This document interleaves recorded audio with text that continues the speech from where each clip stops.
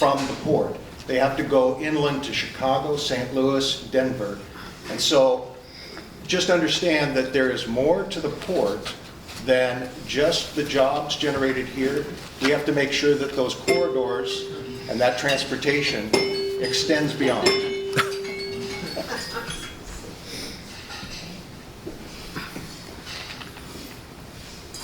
Oh, thank you.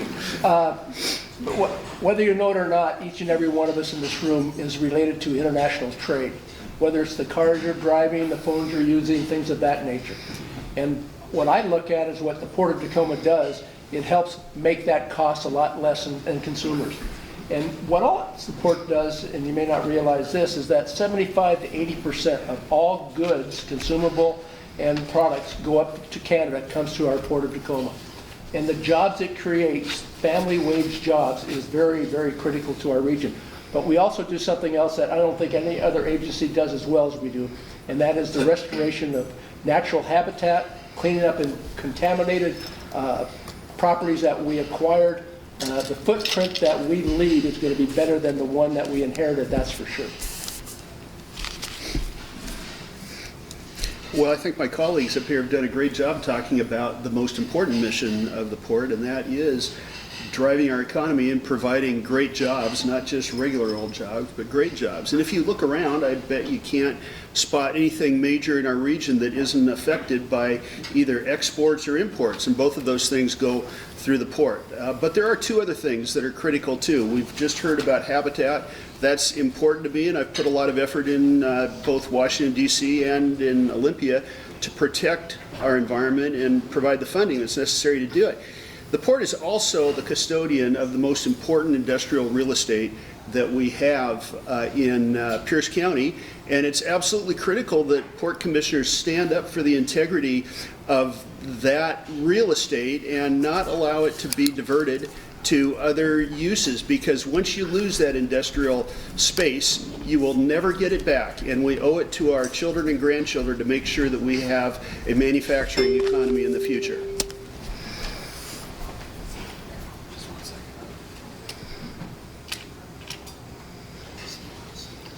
The batteries always die in the middle of something. There we go.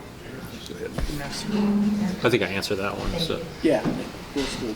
I think we all answered the question. Oh yes. Yeah. All right, next question. What would you tell a constituent who is concerned about the impact of tariffs on local prices and affordability? Tariffs and the local affordability here is a big concern, as it seems to be changing on a daily basis. There seems to be a lot of panic surrounded by that, and I'm happy to say it appears the deadline for said tariffs continue to get changed and moved on a little bit. As the port diversifies and establishes these relationships with our trading partners, more specifically Vietnam is our number 3 trading partner, depending on how you measure it. Vietnam is already engaged in an agreement with the United States, which is important.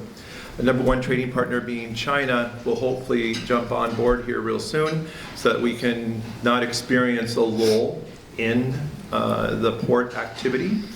And luckily we also maintain activity within the United States with Hawaii and Alaska. Thank you. Tariffs. As co-chair of the Alliance, I've had the responsibility to serve as spokesperson on behalf of the Alliance in the last couple of months on the whole tariff issue. And the inconsistency is the most troublesome thing. And so we saw a surge of cargo at the first part of the year, followed by, in May, a reduction in 30%. It's the inconsistency. We have a deal today, tomorrow we don't. Indeed, 50+% of our cargo either goes to or comes from China. We are a great exporting port, and when our farmers, when our markets from eastern Washington and further east lose their markets, it seriously impacts not just port activity, but a lot of other things. So consistency is what I hope this administration settles on fairly soon. Thank you. I think I bumped the button on that. I might be muted. Did you do that on purpose? I did not do that. I swear I did not do it on purpose.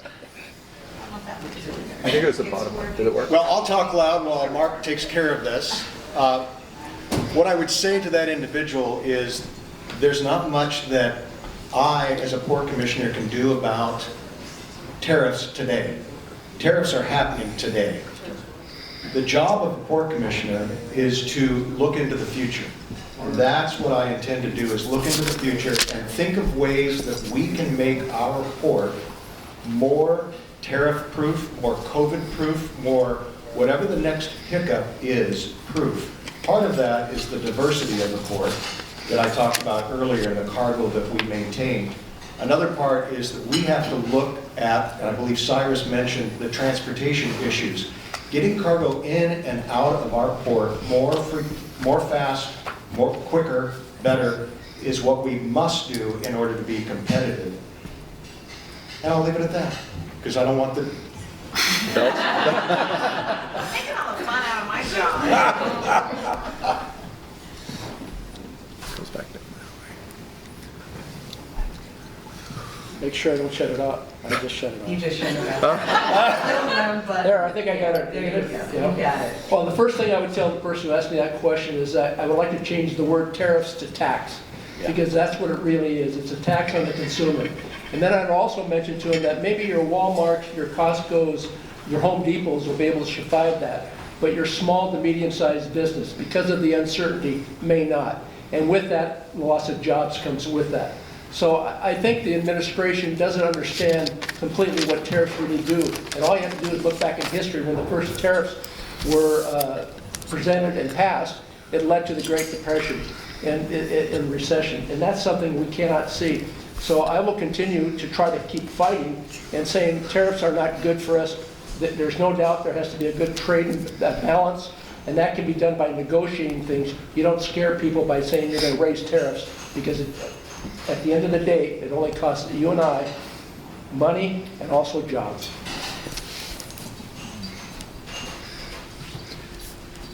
Well, I think one thing that we have to recognize is that we're not able to directly impact what happens with tariffs internationally or in the United States. So we have to do what we can in that arena, and then we have to make sure that we can mitigate the damage as much as we possibly can. One thing that people forget in Washington, and I forget sometimes after 15 years, 14 years in the minority, is that when you go to DC and talk about impacts of Washington, you have to be able to talk to both Republicans and Democrats. And I did that a couple of months ago with the Salmon Recovery Council, and I was surprised by how effective you could be with people from both parties there. The other thing that is absolutely critical, as Dick said, is we have to remove as much of the friction as we possibly can that creates costs for people that are shipping, because that's one way to mitigate for the tariffs. And when our county was working on that, they came to me. We brought Republicans and Democrats together to work on our infrastructure, and now we have to execute on those things that we're funded. Thank you. I would tell that constituent that I'm going to do everything I can to ameliorate these problems. I'm going to focus really on cargo diversification. I think we all need to be so very excited about this new joint venture with the Puyallup tribe. I mean, this is really a nationally untested free trade zone that really could help assuage some of the concerns around the tariffs. I'm going to bring tonnage in and work with my charter contacts in Greece to improve more cargo flow. And I think really the most important thing, and I think JT touched on this too, is really telling that story, telling the story about the economic impact to our congressional representatives, to DC, so they know that how they know how important the port is to our local community and economy. Thank you. Interestingly, the next question is, how do you plan to work with the Puyallup tribe, who has significant economic interests in the port? When I was attorney in private practice, I represented tribal members on fishing cases in federal court. When I became a commissioner of the port, I served for 5 years as the commission representative to the Puyallup land claim settlement, and we reached that agreement in 1989. It was the second largest land claim settlement in the history of the United States. When I left to become a judge, the relation with the tribe seemed to go downhill. I'm proud to say, having returned 8 years ago, for us to reach this agreement, this memorandum of understanding with the tribe last year to jointly operate a facility, it was a dream that I and several others had. And this indeed will be, as Cyrus points out, a great opportunity not only for the tribe. And so I have a long-term relationship, very knowledgeable about the history, and I feel confident that we're going to be able to put a final agreement together that's going to be very beneficial to our entire community. Well, first we must recognize that the Puyallup tribe is a nation, and we need to treat them with respect, and we need to treat them as a partner. And partners are engaged at the very early stages of any kind of effort that one takes on. And so with the port, I think it's important that we make sure that we engage the tribe early. Yes, this project is exciting, and it's a wonderful, wonderful first step in improving relationships with the Puyallup tribe. I give Eric Johnson, the executive director, a lot of credit for having developed this effort, which is now an MOU, still much to be worked out in order for that terminal to be finalized. But I love the fact that the ILWU is pulling in some of the tribe members, and I will always work with them. Final thing before I get the dong, I worked with the tribe on the Tide Flats sub-area plan, and deep respect for them.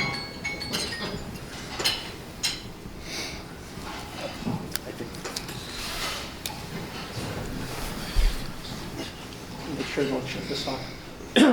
Yeah, I'm presently on a subcommittee with Commissioner Ang on tribal relations. We've had meetings with the tribe ongoing, and I'm proud to say that it is coming to great results. If you look at some of the habitat restorations that we've done down there, we've done it in partnerships with the tribe. Gogoheidi, Place of Circling Waters, the lower Wapato Creek, all of these, all on tribal properties, where we work together with the tribe. It's essential that we continue that relationship. We're going to have disagreements. All good partners do, and that's okay. As long as those disagreements don't become personal, and the results at the end of the day are better for the people in the community that we represent. Well, when I first ran for public office 15 years ago, one of the first things that my dad said to me is, JT, we've got to go down and talk to Billy Frank. You might know Billy was the longtime chairman of the Northwest Indian Fisheries Council. And before I talked to any politicians, I talked to Billy Frank, because we have a generational relationship with the Nisquallies. And that taught me how successful you can have a partnership involving landowners, tribes, and all kinds of other stakeholders. And the Nisqually is a model for everybody. I did that when I was in Olympia. We had weekly meetings with any tribe that cared to participate. I'll do that in this job if I'm fortunate to be elected. I asked the Puyallup tribe to endorse me, and because of the history that I have with them, they did. And they don't often endorse people. The new joint venture is the best thing that could happen. We've got two groups that are very powerful. They could veto each other, and now they're tied in a partnership. Well, I really do have to say thanks to the current commission members and all the work they have done in restoring relations with the tribe. That was really at a low probably about 8 years ago, and I know Commissioner Kristen Ang has done a lot to improve tribal relations. I think we need to honor the story of the tribe and make sure that there's dedicated space for them in the new 253 Maritime Skills Center. I know that the tribe has expressed some excitement about my candidacy and the work that I do on a daily basis with marginalized workers. And I think this has been hit on, but I'll say it again, really just having and extending that dialogue, making sure that they are a part of the conversation in those meetings, and having more formalized spaces to include them and respecting them as a sovereign nation. I think that respect for them as a sovereign nation really comes from my work that I've done in the Coast Guard, and the Coast Guard does a really good job of teaching us the importance of tribal sovereignty. I hit the button. Is it on? Okay. So it's all about relationships. As a high school teacher for the last 30 years, that was one of the things I instilled in my students is relationships. Everything is based on relationships with each other, with your employer, with your parents, and with your peers. It's great to see the upward swing in this relationship with the Puyallup tribe and the Port of Tacoma, because it hasn't always been that way. And having observed the port for the last, well, I've been in the area for 25 years, it's been awesome to see that relationship foster, because we need to be inclusive. We need to keep everyone at the table. They need to have a voice. Everyone needs to have a voice, and that I want to make sure East Pierce County also has a voice at the table. Thank you.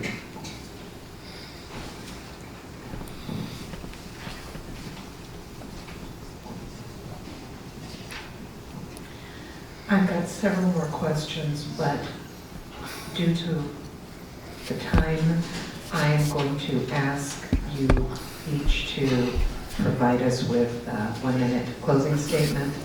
I apologize, I had some really good ones. I do want to keep everyone on schedule here, so if you wouldn't mind just providing us with a 1 minute. Thank you, Linda, and please ask me that question after. I will.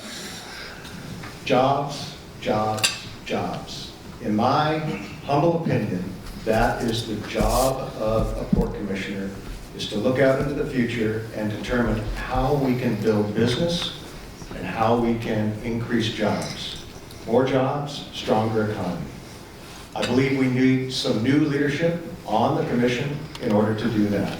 We need fresh perspective. I feel that my business background, my background collaborating as a Gig Harbor Council member brings that to the table. We need that state economic development plan. I have sat down with Laura Jenkins. I have sat down with Andrew Barkus. I've sat down with community leaders in Tacoma. I have sat with Sam Cho from the Port of Seattle. I'm working right now to get ready so that we can build a collaboration for the state to make sure that our economic development continues.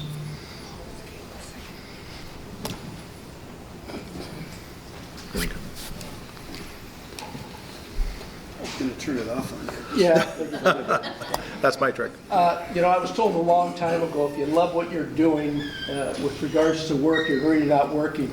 I fell in love with longshoring and working on the waterfront, fell in love with the port, and I still feel that way to this day. There's nothing better than to seeing new people get a family wage jobs where they can provide for their family. That's what we do. There's nothing better than seeing land that has been contaminated by people that came before us, now cleaned up, where people can go and see natural habitat coming back. There's nothing better than that. And there's nothing better also than seeing completions of finally infrastructure that should have been taken care of years ago. And being a part of all of that, there's still a lot more work to do. And I'm just as excited when I first ran as I am right now. And I would thank you for your support. I spent 14 years in a very partisan atmosphere, and I can't tell you how excited I am to be in a collaborative atmosphere where you don't have predetermined sides. And